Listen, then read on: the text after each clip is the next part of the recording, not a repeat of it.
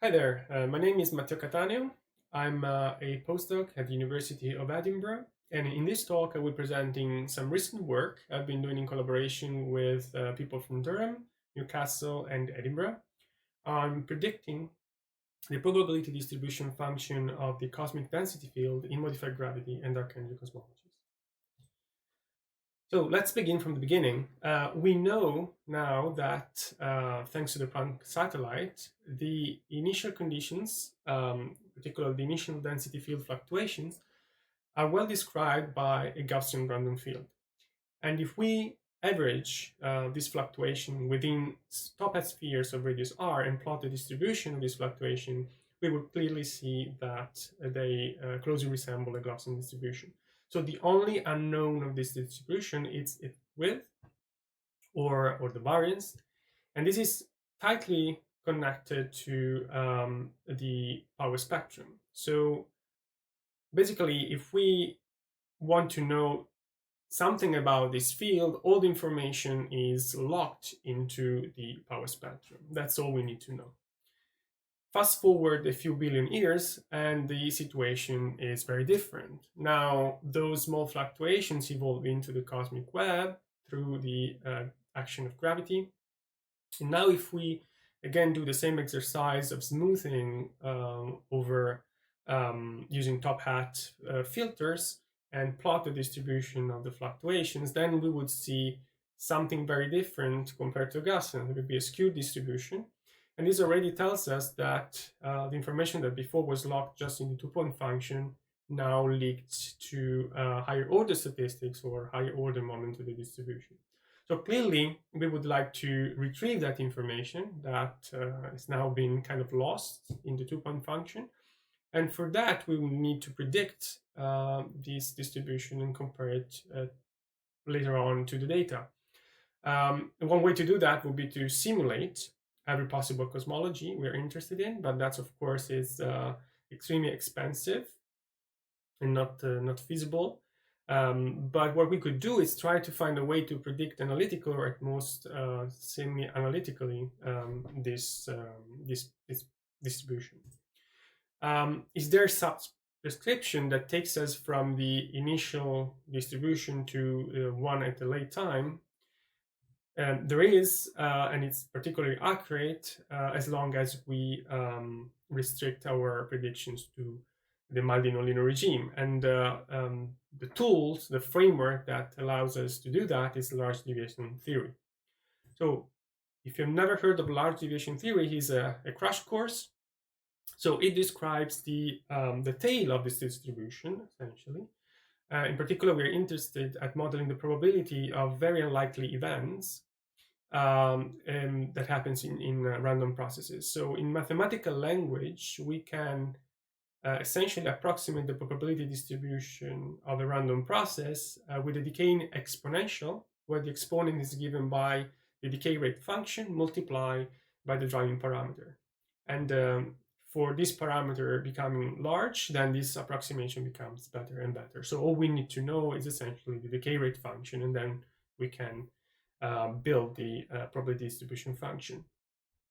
Probably you have come across a particular example of large deviation theory, which is the central limit theorem, where we are only interested in small fluctuations around the typical value, x star. So in this case, you can approximate the decay rate function with a quadratic function, and when you plug this in the expression above, you clearly see that we retrieve our Gaussian distribution. Now, how do we go from the rate function to probability function? Well, we first assume, for example, that the large deviation theory, large deviation principle applies, so we can approximate the probability distribution function with this decaying exponential. And then we find somehow a way to build from the ground up the rate function. And through a series of transformation and rescaling, we can then compute our probability distribution function. This is the kind of flow we'll have to follow to predict the probability distribution function for the cosmic density field, for example.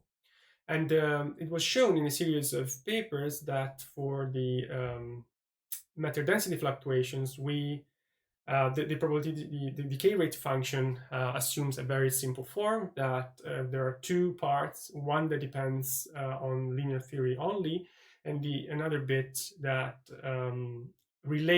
maps the final density, non-linear density field to the initial linear density field.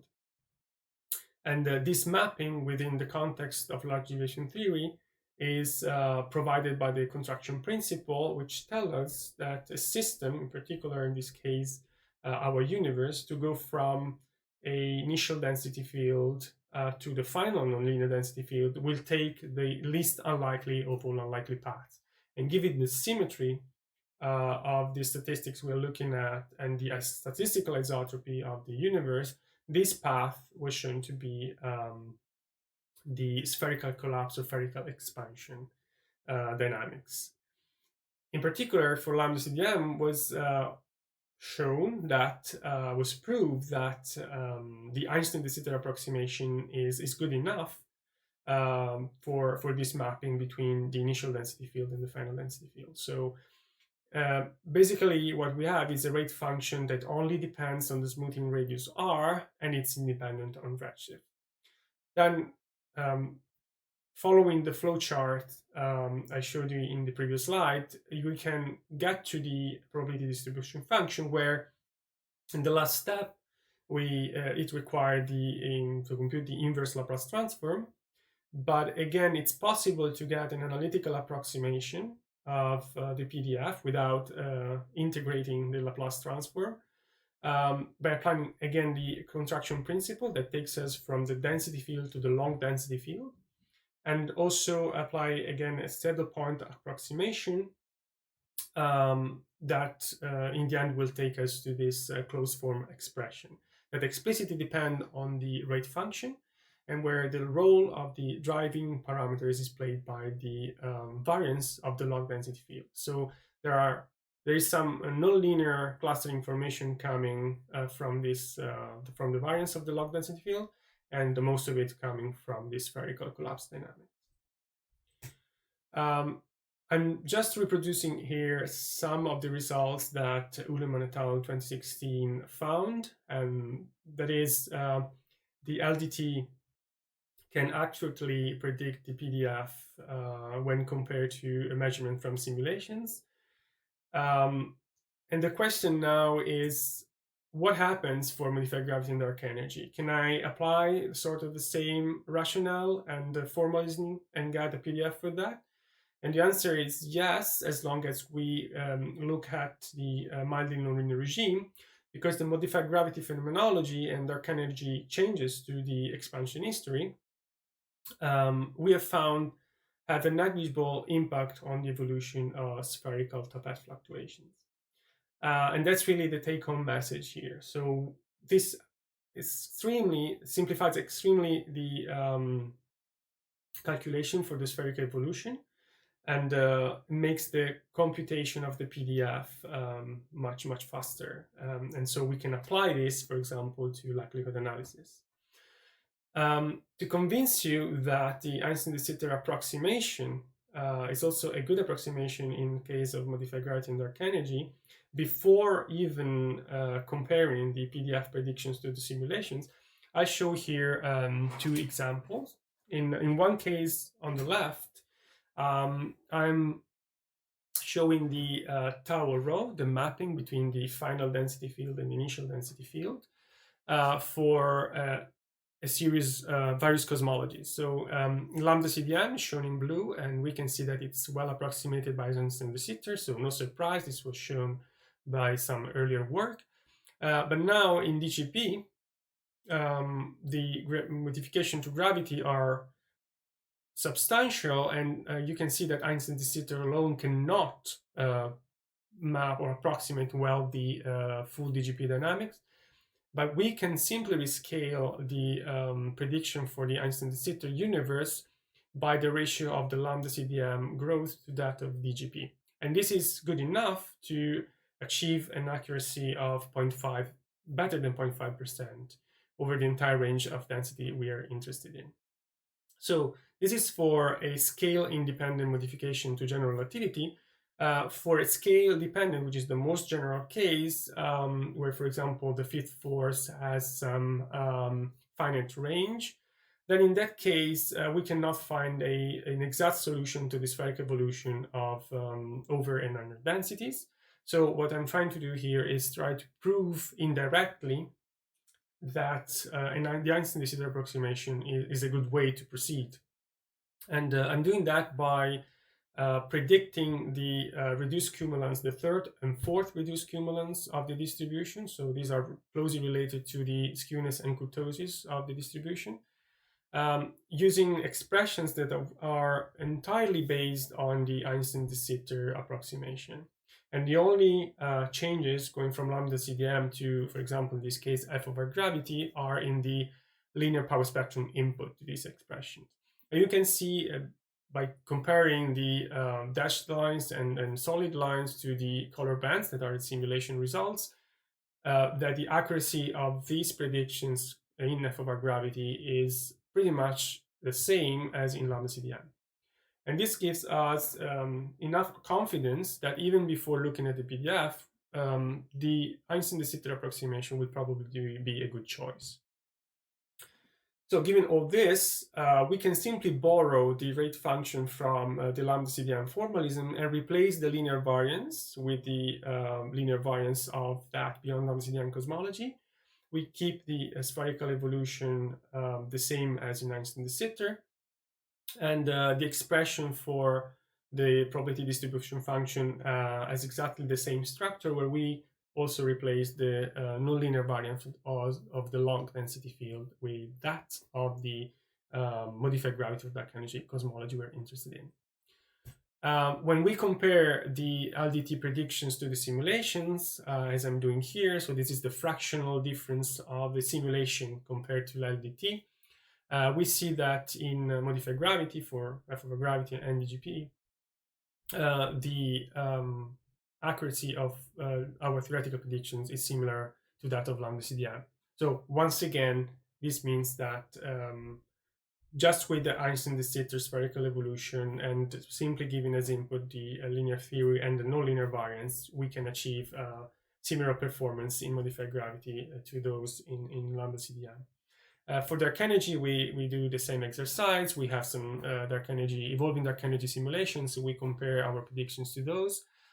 And again, we have similar performance. So we are pretty confident that the LDT formalism is working really well, and we don't need to include additional complicated and sophisticated calculation within the spherical evolution in modified gravity and dark energy. We packaged all this in a Python module that we call PyLDT, where some bits of the codes are written in Julia for enhanced performances. Just off the shelf, you can compute the PDF for lambda CDM, evolving dark energy, DGP, and f over gravity. But if these are not your favorite models and you prefer some other cosmology, just by adding the linear growth equation, you can. It's very easy to add this equation in PyLDT, and you can get your PDF. In terms of execution time, it takes only 1 second to compute the PDF for 3 redshifts and 3 smoothing radii. And of course, you can give as input your nonlinear variance for that particular redshift and the smoothing radii and cosmology you're interested in.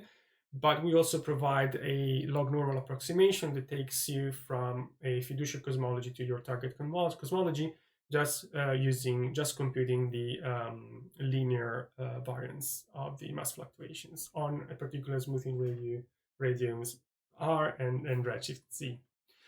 All this will be soon available on a GitHub repository, together with an example notebook that hopefully will be very helpful for you to add this tool within your own research projects.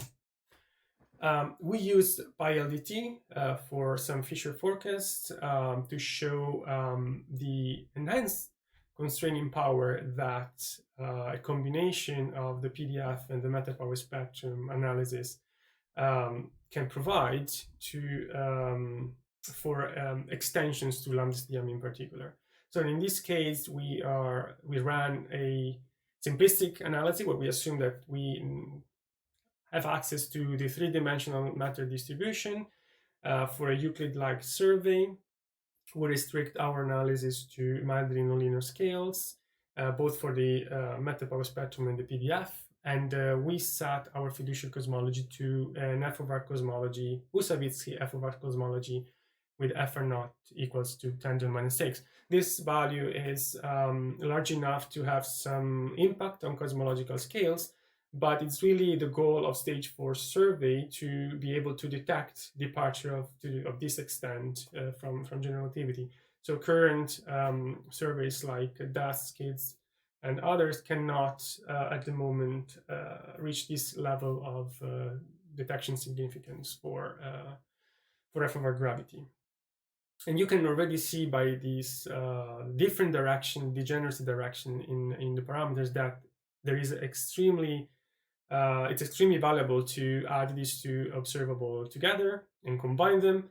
And from the table on the right, you see that by combining these two, the statistical significance of the detection of departure from general relativity in this particular case is up to 13 sigma. So if you want to know more, have more details about the Fisher forecast, and get to see the detection significance for other models, cosmologies, I recommend Alex Gauff's flash talk. So to summarize, we have worked out a way to extend large-deviation theory to modify gravity and dark energy cosmology to calculate the probability distribution function of the matter density field in these scenarios. And we've done that with just a minor changes to the formalism developed already in ΛCDM. The only thing we need to know is the linear theory predictions and the nonlinear variance of the density fluctuations. And we've seen that actually it's extremely valuable, this kind of approach, in particular when combined with two-point statistics, to extract a lot of information that is locked in higher order moments of the distribution that the two-point correlation function cannot simply capture.